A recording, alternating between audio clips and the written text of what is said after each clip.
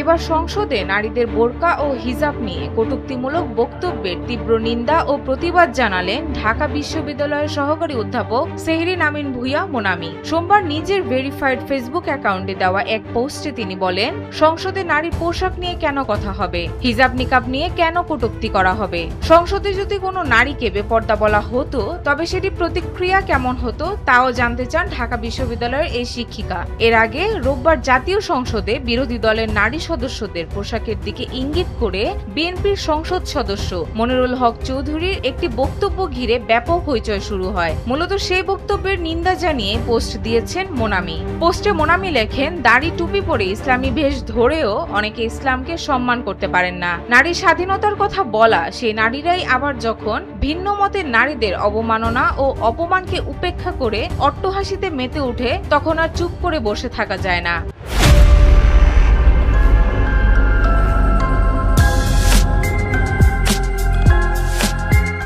নিজে পর্দা প্রসঙ্গে তিনি বলেন, আমি পর্দা করি না। আমাকে যখন কমেন্টে বেপর্দা বলা হয় আমার তো রাগ হয়। পর্দা করা বা না করা ব্যক্তিগত পছন্দ।